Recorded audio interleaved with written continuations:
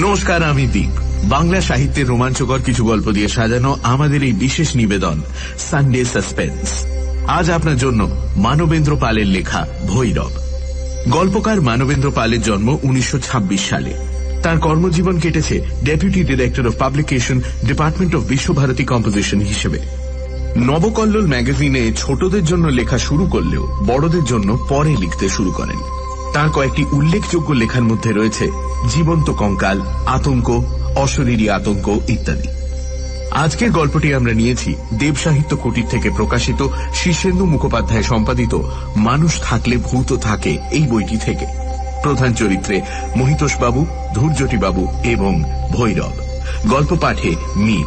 গল্পের সূত্রধার আমি দীপ। শুরু হচ্ছে ভৈরব।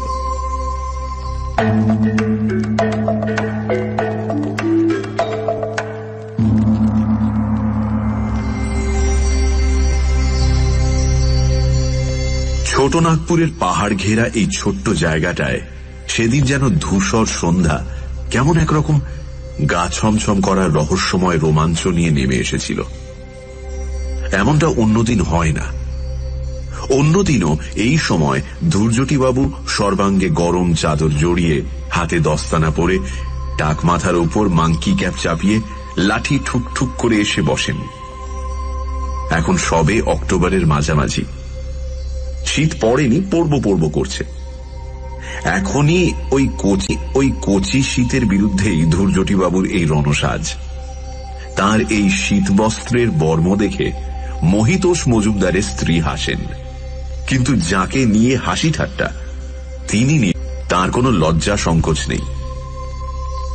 মহিতোষবাবু একসময় পুলিশ অফিসার ছিলেন। অসময়ে চাকরি ছেড়ে দিয়ে এখানে এসে স্থায়ীভাবে বসবাস করছেন। তার পুলিশি জীবনের নানা ঘটনা শুনতে ধূর্যটিবাবু ভালোবাসেন। সেই লোভে এই কদিন ধরে রোজ সন্ধেবেলা উনি এখানে আসেন। কেন যে মহিতোষবাবু পুলিশের চাকরির মতো লোভনীয় কাজ রিটায়ার করার আগেই ছেড়ে দিয়েছিলেন, সে কথা একমাত্র বাড়ির লোক ছাড়া আর কাউকে বলেননি। কেননা বললেও তা কেউ বিশ্বাস করবে না। শুধু চাকরি ছাড়াই নয়, একেবারে দেশ ছাড়া হতে হয়েছিল। এখানে উনি এসেছেন মাস 6 হল। শান্ত নিরিবিলি জায়গা। ভদ্রলোকের বাস তেমন নেই, কেননা শহর বলতে যা বোঝায় তা এখান থেকে ক্রোশখানেক দূরে। মহিতোষবাবুর বাংলোর অল্প দূরে একটা পুরনো দোতলা বাড়ি। ওই একটি দোতলা বাড়ি। ওপরের জানলাগুলো সবসময় বন্ধ। একতলায় লোক থাকে, তারা বাঙালি নয়, মিশুকেও নয়। তবে কয়েকদিন হল ধূর্যটিবাবু নামে বৃদ্ধ ভদ্রলোকটি ওই বাড়িতে এসেছেন। তিনি নিজেই এসে মহিতোষবাবুর সঙ্গে আলাপ করেছেন। উনি অবশ্য সকালের দিকে আসেন না। বিকেলেও শীতের ভয়ে বড় একটা দূরে কোথাও যান না। ঠান্ডার ধাত। একটুকুতেই নাকি বুকে কফ জমে, গলা বসে যায়। তিনি অল্প কথা বলেন, তবু বিদেশে এই বাঙালি অতিথিকে পেয়ে মহিতোষবাবু ও তাঁর স্ত্রী খুব খুশি। স্বামী স্ত্রী ছাড়া এ বাড়িতে আরেকজন আছে। তার নাম লক্ষণ। লম্বা চওড়া, যাকে বলে দশাশই চেহারা তাই। আর পাথরের মতো বোবা। কাজ করে অসুরের মতো। ভোরবেলা আসে, কাজ করে রাতের খাবার নিয়ে চলে যায় নদীর ওপারে। ধূর্যটিবাবু ওকে প্রথম দেখেই আটকে উঠেছিলেন। ফিসফিস করে বলেছিলেন, মশাই, ওই লোকটার কাছ থেকে সাবধানে থাকবে। আমি বলছি, ওই লোকটা মানুষ খুন করতে পারে, সাবধানে থাকবে। এই কথা শুনে মহিতোষবাবুর স্ত্রী শিউরে উঠেছিলেন, কিন্তু এক সময়ের দোর্দণ্ড প্রতাপ মহিতোষবাবু ভয় পাননি। ভয় পেয়েই বা কি করবেন? সন্দেহ করে না হয় ছাড়িয়ে দিলেন। তারপর লোক পাবেন কোথায়? রোজ সন্ধেবেলা ধূর্যটিবাবু এসে মহিতোষবাবুর কাছে তাঁর পুলিশি জীবনের যত খুন খারাপির গল্প ছেলে মানুষের মতো শোনেন। লণ্ঠনের আলো থেকে চোখ আড়াল করার জন্য উনি একটা কিছু বই কিংবা কাগজ চিমনির গায়ে ঠেকিয়ে রাখেন। একটা ঘটনা বলা শেষ হয়ে গেলে উনি নাকে কেমন একটা ঘোঁত ঘোঁত শব্দ করেন, অর্থাৎ ঘটনাটা তার পছন্দ হল না, অন্য ঘটনা শুনতে চান, যেন তিনি কোনো বিশেষ ঘটনা খুঁজে বেড়াচ্ছেন। সময়ে সময়ে মহিতোষ বাবুর মনে হতো ধৈর্যটি বাবু হয়তো বা কোনো ছদ্মবেশী লেখক প্লট খুঁজে বেড়াচ্ছেন। শেষে আজ মহিতোষ বাবু তাঁর জীবনের সেই একান্ত গোপনীয় রোমাঞ্চকর কাহিনীটা বলতে শুরু করলেন, যে কাহিনীর নায়ক দুটি স্কুলের ছাত্র, মহিতোষ আর ভৈরব। কাহিনী শুরু করার সঙ্গে সঙ্গেই কেমন যেন কতকগুলো অশুভ লক্ষণ দেখা দিল। দেয়ালে একটা ছবি টাঙানো ছিল, সেটা হঠাৎ ঝনঝন করে পড়ে ভেঙে গেল। এই সন্ধেবেলায় বাড়ির ছাদে কি একটা পাখি বিশ্রী শব্দে ডেকে উঠল। সে ডাক শুনে মহিতোষবাবুর মতো লোকও চমকে উঠলেন।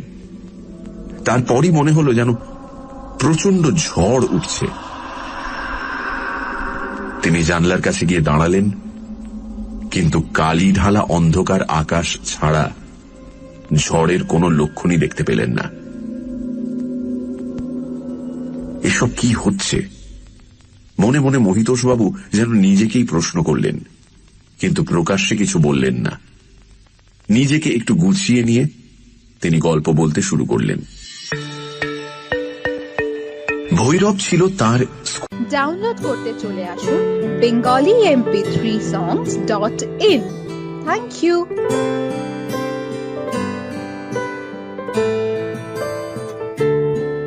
স্কুলের বন্ধু, একই সঙ্গে পড়তেন তারা। কতই বা বয়স হবে তখন, 13-14।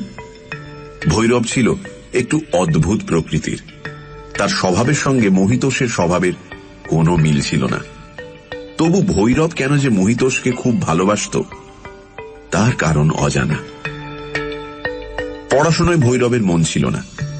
ওই বয়সেই সে টুকটাক ঝাড়ফুঁক শেখার জন্য গ্রামে গ্রামে ঘুরত, ওঝাদের থাকত।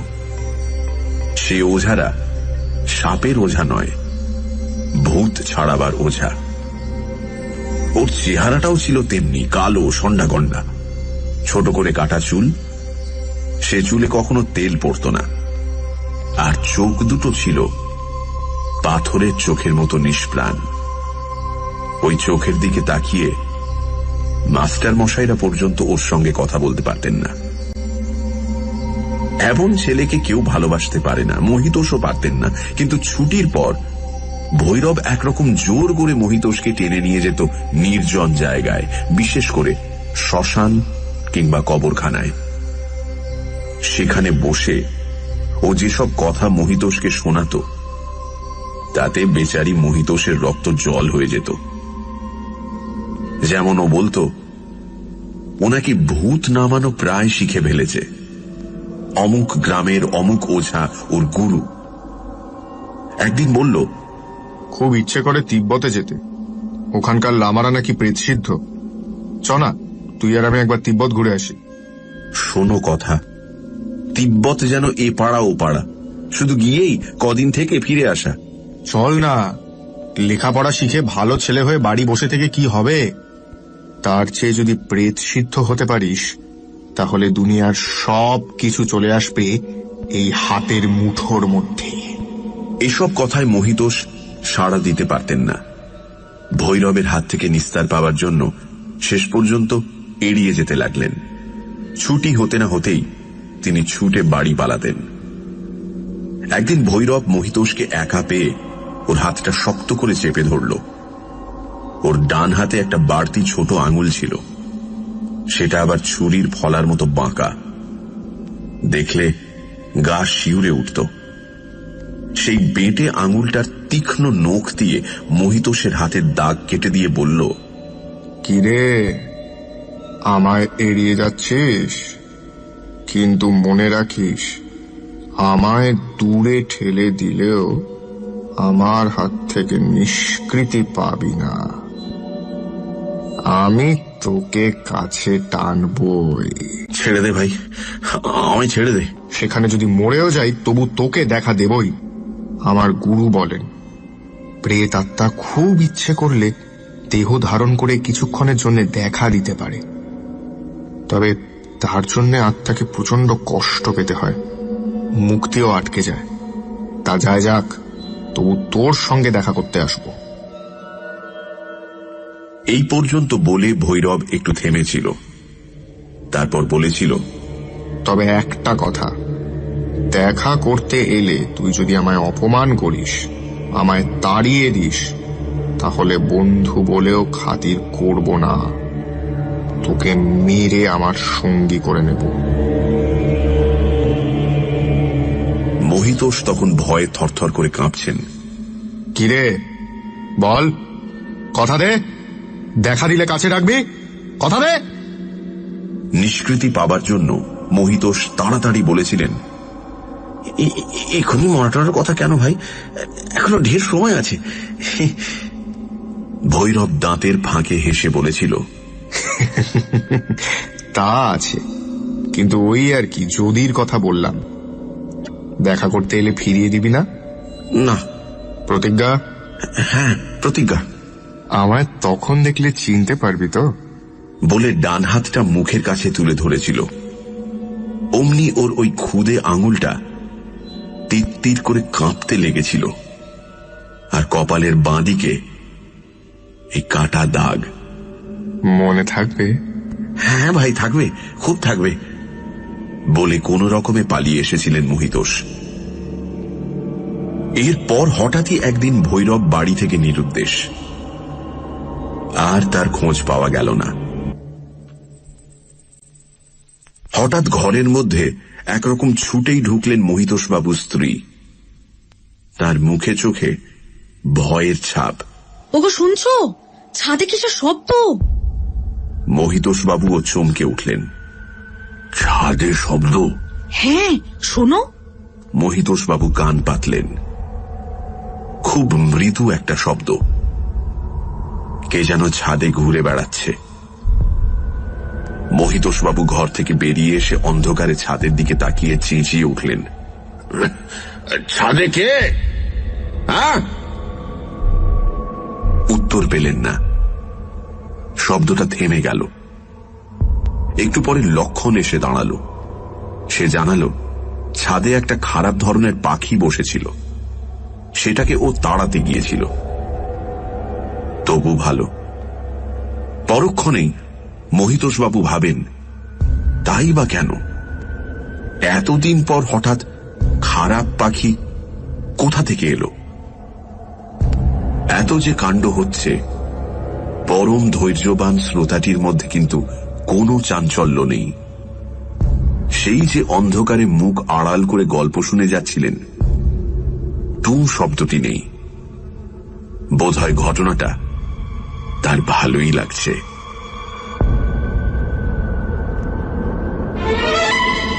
সানডে সাসপেন্স, শুধুমাত্র মির্চি 98.3-তে। গল্পের পরবর্তী অংশ ব্রেকের পর।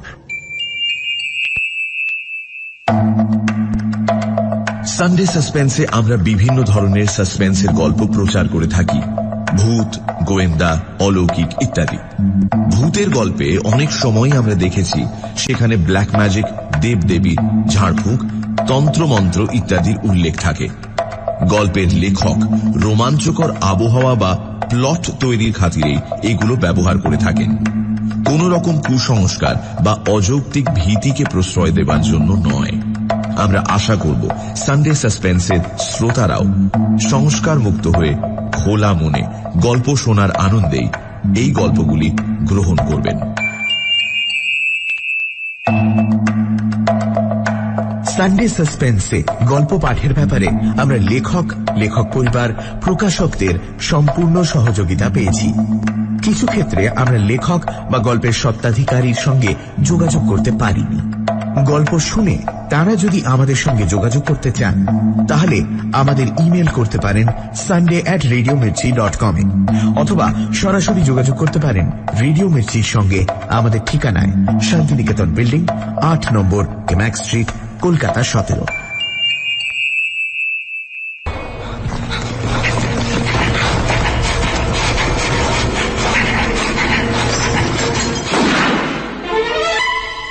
সানডে সাসপেন্স, শুধুমাত্র মির্চি 98.3-তে।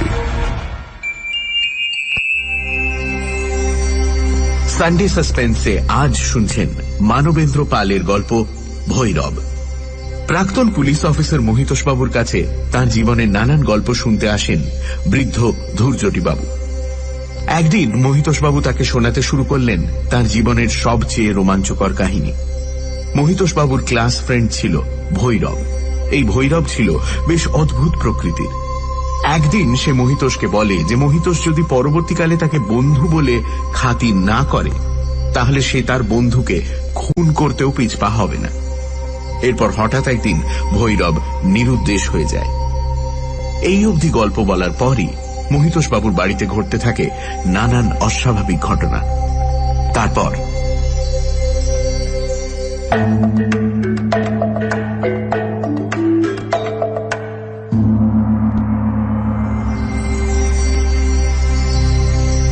মহিতোষবাবু আবার তার কাহিনী শুরু করলেন। তারপর অনেকগুলো বছর কেটে গেছে। ভৈরবের কথা তিনি ভুলেই গিয়েছিলেন। তখন তিনি কলকাতার কাছাকাছি এক জায়গার থানার ওসি। একদিন একটা মার্ডার কেস এলো। মহিতোষবাবুর লাশ দেখলেন। প্রবল আক্রোশে কেউ লোকটিকে একেবারে ক্ষতবিক্ষত করে দিয়েছে। এমন তো কত লাশই দেখেছেন তিনি, কিন্তু কেন যে এই মৃতদেহটা দেখে থমকে গিয়েছিলেন তা বুঝতে একটু সময় লেগেছিল। মৃতের বয়স বছর 52-53, কালো কুচকুচে রং। এই বয়সেও পেশল চেহারা, নাক থ্যাবড়া, মুখটা যেন চেনা চেনা লাগলো। তারপর ডান হাতে 6টা আঙুল দেখেই মহিতোষবাবু চমকে উঠেছিলেন। এই আঙুলটা আবার ছুরির ফলার মতো বাঁকা। কপালে রক্তটা মোছত। হুকুম দিয়েছিলেন একজন কনস্টেবলকে। রক্তের ছোপ মুছে ফেলতেই দেখা গেল কাটা দাগ। বুঝতে বাকি রইল না এ তাঁর সেই ছোটবেলাকার ক্লাস ফ্রেন্ড ভৈরব। জানা গেল ও নাকি এ অঞ্চলের এক কুখ্যাত সমাজবিরোধী। নিজেদের মধ্যে রেষারেষির জন্যই প্রাণ হারিয়েছে। ভৈরব যে তাঁর চেনা, মহিতোষবাবু তা প্রকাশ করলেন না। লাশ পোস্টমর্টমের জন্য পাঠিয়ে বাসায় ফিরে এলেন। গোপনে দীর্ঘশ্বাস ফেলে ভাবলেন, একদিন যে প্রেত সিদ্ধ হবার জন্য প্রাণপণ চেষ্টা করেছিল, শেষ পর্যন্ত সে হয়ে গেল কিনা একটা ডাকসাইটে সমাজবিরোধী। যাই হোক, এই খুনের তদন্তের ভার পড়েছিল মহিতোষবাবুর উপরেই। কোথায় কোথায় ভৈরব থাকত, তার দলে আর কে কে আছে, কেই বা ওকে খুন করল, এই সব তদন্ত শুরু করতে হলো। কিন্তু বিশেষ কোনো ক্লু পাওয়া গেল না। এসব সময়ের খুনের কেস নিয়ে মাথা ঘামাবার ইচ্ছেও তার বিশেষ ছিল না। কেসটা ক্রমে ধামাচাপা পড়ে যাচ্ছিল। ঠিক সেই সময় তার জীবনে একটা মারাত্মক ঘটনা ঘটতে শুরু করল। একদিন রাত বেশ গভীর। নিস্তব্ধ অঞ্চলটা।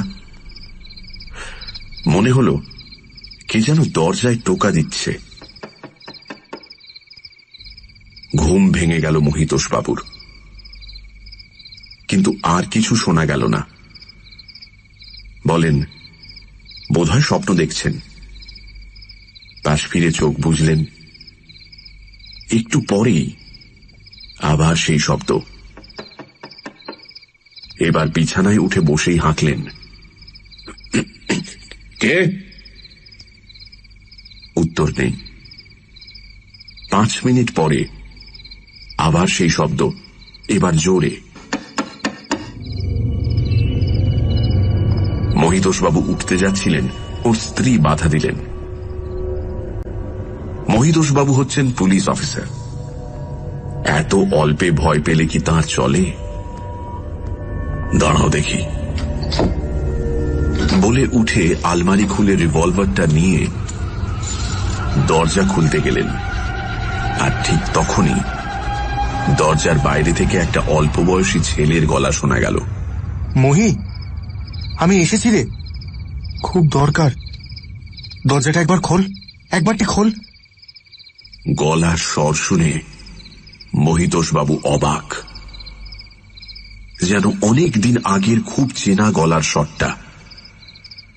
তাড়াতাড়ি দরজা খুললেন, কিন্তু কেউ কোথাও নেই। মহিতোষবাবুর বাড়ির সামনে সরু এক ফালি প্যাসেজ আছে। প্যাসেজটা গিয়ে পড়েছে বড় রাস্তায়। এই প্যাসেজ দিয়েই যাওয়া আসা করতে হয়। দরজার সামনে কেউ নেই দেখে মহিতোষবাবু প্যাসেজের ওপর টর্চ ফেললেন। দেখলেন সেখানে একটা লোক দাঁড়িয়ে, খালি গা, পরনে একটা লুঙ্গি, মাথায় ফেটটি বাঁধা, মুখটা রক্তে জবজবে। এ আবার কে? এত রাত্রিরে এখানে কেন? পুলিশের লোক বলে লোকটা কি নালিশ জানাতে এসেছে?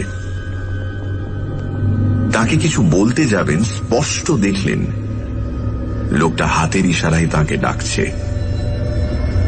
মহিতোষবাবু রিভলভারটা শক্ত করে ধরে এগিয়ে গেলেন একেবারে ওর 3 ফুটের মধ্যে। সঙ্গে সঙ্গে এক চাঙড় বরফ যেন তার মেরুদণ্ড দিয়ে নেমে গেল। হাত পা অসাড় হয়ে এলো। এ কে? এ তো ভৈরব, সেই যে খুন হয়েছিল, যার খুনের কিনারা এখনো হয়নি। আশ্চর্য, সে কি করে? পরক্ষণেই দেখলেন ও এগিয়ে যাচ্ছে রাস্তার দিকে, হাতের ইশারায় কেবলই ডাকছে।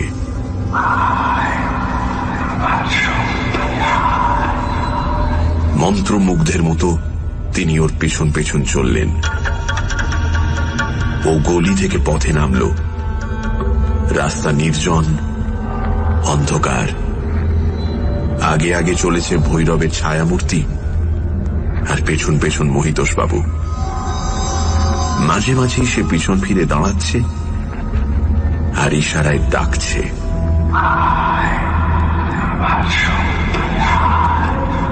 ও কোথায় কি উদ্দেশ্যে ডেকে নিয়ে যাচ্ছে কে জানে। মহিতোষবাবু চলেছেন তো চলেছেনই। একটা কথাই শুধু ওর মনে পড়ছে। দরজা ঠেলবার সময় ছোট ছেলের গলায় ভৈরব বলেছিল, খুব দরকার। কিসের দরকার? তবে কি ও ওর খুনির কাছে নিয়ে যেতে চায়? এই কথা মনে হতেই মহিতোষবাবু খুব ভয় পেলেন। এভাবে একা যাওয়া তার উচিত নয়।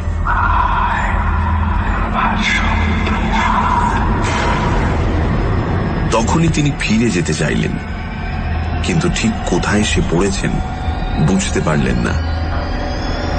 তার মাথাটা ঝিমঝিম করে উঠল, পা দুটো যেন অসাড় হয়ে এলো।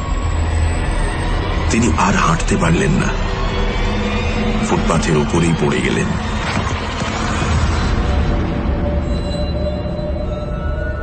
জ্ঞান ফিরে এলো ভোরবেলায়।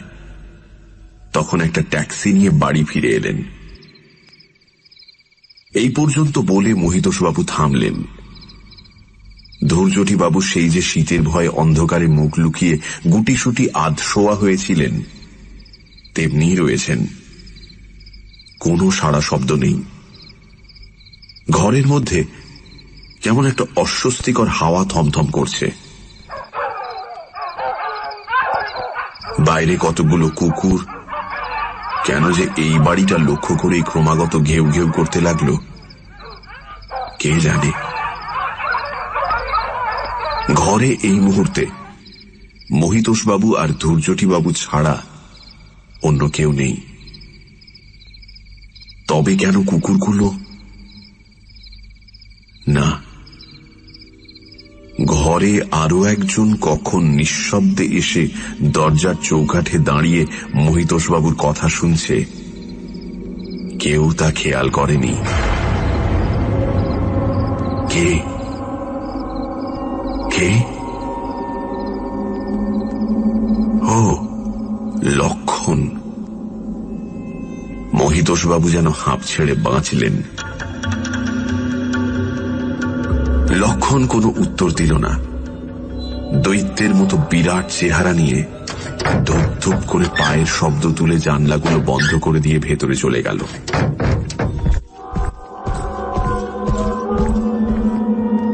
তারপর,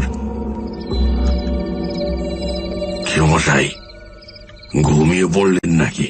হ্যাঁ, বলে যান, থামবেন না। মুখ না তুলেই কফ জড়ানো স্বরে সংক্ষিপ্ত উত্তর দিলেন ধূর্যটিবাবু। তারপর থেকে প্রায় রাত দুপুরে দরজার শব্দ।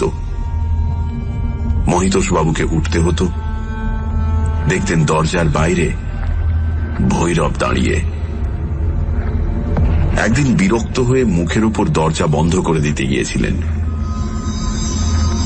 উফ, ভৈরবের সে কি রাগ, সে কি দৃষ্টি!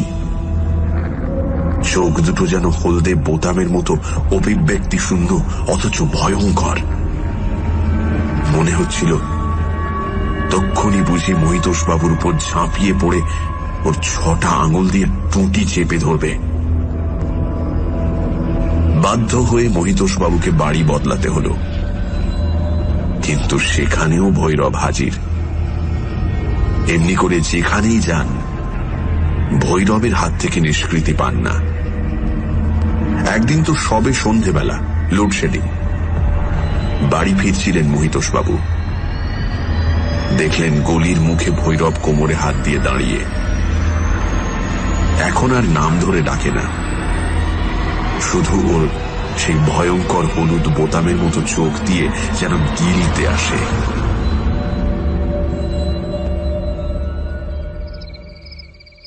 তাই শেষ পর্যন্ত বলতে পারেন একেবারে দেশ ছেড়ে পালিয়ে এসেছি।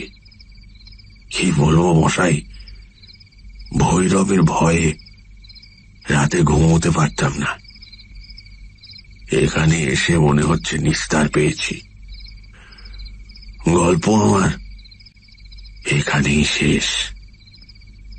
বলে মহিতোষবাবু একটা সিগারেট ধরালেন। আরামে একটা সুখ টান দিয়ে বললেন,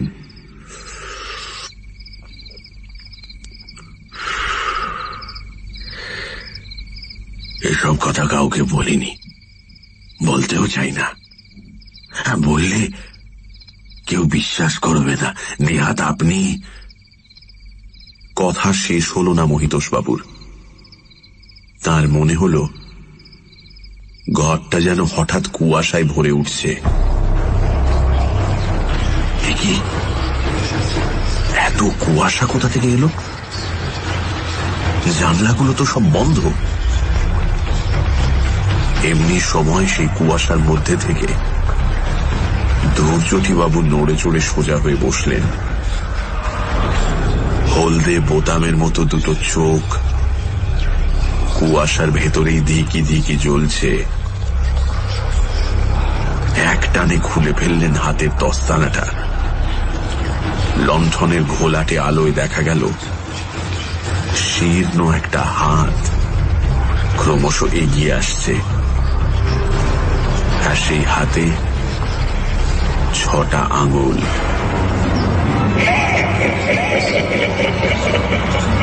চিনতে পারছি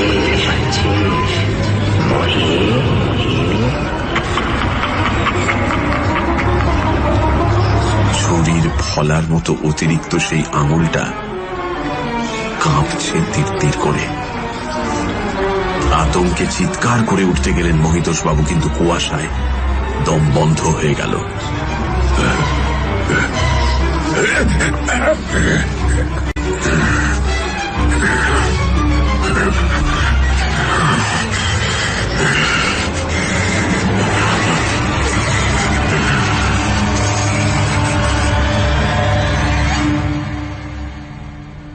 দুদিন পর সুস্থ হয়ে উঠলেন মহিতোষবাবু। কি যে ঘটেছিল কিছুই বুঝে উঠতে পারলেন না। জানলেন সেই রাতে লক্ষণী ডাক্তার ডেকে এনে তাকে বাঁচায়, কিন্তু ধূর্যটিবাবুর পাত্তা আর পাওয়া যায়নি।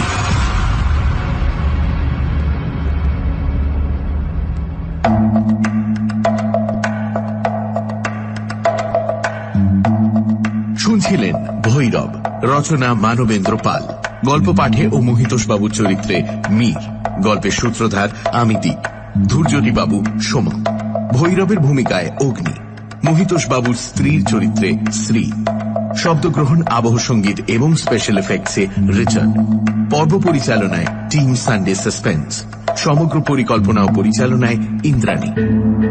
আমরা বিশেষভাবে ধন্যবাদ জানাই সানডে সাসপেন্সের শ্রোতা শ্রী দেবাশিস পাল চৌধুরীকে তার আন্তরিক সহযোগিতার জন্য।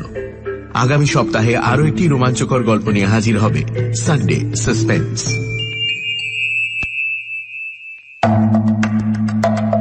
সানডে সাসপেন্সে আমরা বিভিন্ন ধরনের সাসপেন্সের গল্প প্রচার করে থাকি, ভূত, গোয়েন্দা, অলৌকিক ইত্যাদি। ভূতের গল্পে অনেক সময় আমরা দেখেছি সেখানে ব্ল্যাক ম্যাজিক, দেবদেবী, ঝাড়ফুঁক, তন্ত্রমন্ত্র ইত্যাদির উল্লেখ থাকে। গল্পের লেখক রোমাঞ্চকর আবহাওয়া বা প্লট তৈরির খাতিরেই এগুলো ব্যবহার করে থাকেন, কোন রকম কুসংস্কার বা অযৌক্তিক ভীতিকে প্রশ্রয় দেবার জন্য নয়। আমরা আশা করব সানডে সাসপেন্সের শ্রোতারাও সংস্কার মুক্ত হয়ে খোলা মনে গল্প শোনার আনন্দেই এই গল্পগুলি গ্রহণ করবেন।